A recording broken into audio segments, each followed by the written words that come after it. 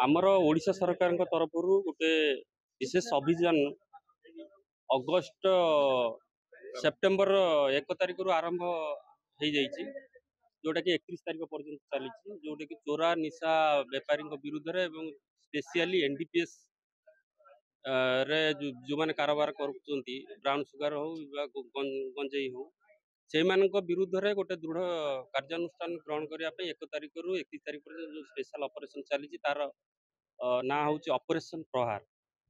ଏବଂ ସେଇ ଅପରେସନ ପ୍ରହାରର ଆମର ଅନରେବୁଲ ଏକ୍ସାଇଜ ମିନିଷ୍ଟର ଏବଂ କମିଶନରଙ୍କର ତରଫରୁ କଡ଼ା ନିର୍ଦ୍ଦେଶ ଦିଆଯାଇଛି ଯେ ପ୍ରତ୍ୟେକ ଜିଲ୍ଲାରେ ଏହି ଅପରେସନ ଚାଲୁ ରହିବ। ତେଣୁ ଏହାର ଫଳସ୍ୱରୂପ ଆମ ବ୍ରହ୍ମପୁର ଏକ୍ସାଇଜ ଡିଷ୍ଟ୍ରିକ୍ଟରୁ ଆମେ ସମସ୍ତ ଅଫିସର ମାନଙ୍କୁ ମଧ୍ୟ କଡ଼ା ନିର୍ଦ୍ଦେଶ ଦିଆଯାଇଛି ଯେ 1ରୁ 31 ତାରିଖ ପର୍ଯ୍ୟନ୍ତ ୟା ବିରୁଦ୍ଧରେ ଗୋଟେ ବଡ଼ ଧରଣର ଧରପଗଡ଼ ଆରମ୍ଭ ହୋଇଯାଇଛି। ଏବଂ ଆମେ ଯେଉଁ 1 ତାରିଖରୁ ଏ ପର୍ଯ୍ୟନ୍ତ ଆରମ୍ଭ କରିଛୁ, ପ୍ରାୟ 11ଟି ଏନଡିପିଏସ୍ କେସ୍ କରିସାରିଲୁଣୁ।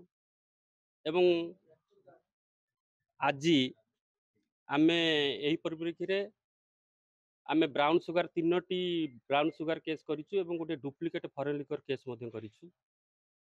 ଡୁପ୍ଲିକେଟ୍ ଯେଉଁ 3ଟି ବ୍ରାଉନ୍ ସୁଗାର କେସ୍ କରିଛୁ, ସେ 3ଟି ବ୍ରାଉନ୍ ସୁଗାର କେସ୍ ଗୋଟେ ହେଉଛି ଆମେ ଧରିଛୁ ମେଡ଼ିକାଲ ଗେଟ୍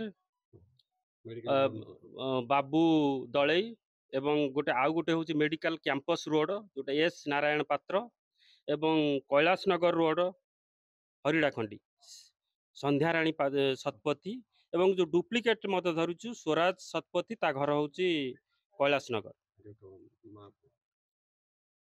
ହଁ, ଏ ସନ୍ଧ୍ୟାରାଣୀ ଶତପଥୀ ଏବଂ ସ୍ୱରାଜ ଶତପଥୀ ଏ 2 ଜଣ ହେଉଛନ୍ତି ମା ପୁଅ।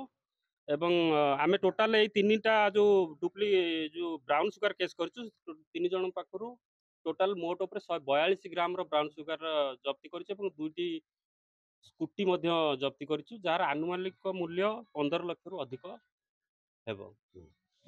ଅପରେସନ ଆମର ଗତ ରାତ୍ରିର ଖବର ଆସିଥିଲା ଯେ ଗୋଟେ ଏଇ ଜାଗା ମାନଙ୍କରେ ସବୁ ବ୍ରାଉନ୍ ସୁଗାର କାରବାର ହେଉଛି। ତେଣୁ ଏହାକୁ ଆଧାର କରିକି ଆମର 2ଟା ସ୍ପେଶାଲ ସ୍କ୍ୱାଡ ଗଠନ କରାଯାଇଥିଲା, ଜଣେ ମୋବାଇଲ ଇନ୍ସପେକ୍ଟରଙ୍କ ତତ୍ତ୍ୱାବଧାନରେ ଏବଂ ଆଉ ଜଣେ ହେଉଛନ୍ତି ମୋବାଇଲର ସବ୍ ଇନ୍ସପେକ୍ଟରଙ୍କ ତତ୍ତ୍ୱାବଧାନରେ 2ଟି ହେଇଥିଲା। ଏବଂ ଏଇ ଚଢ଼ଉରେ ମୁଁ ମଧ୍ୟ ନିଜେ ସାମିଲ ହେଇଥିଲି। ଏଇ ଚଢ଼ଉରୁ ଧରା ହେଇଛି ମୋଟେ ଏହିପରି ଭାବରେ।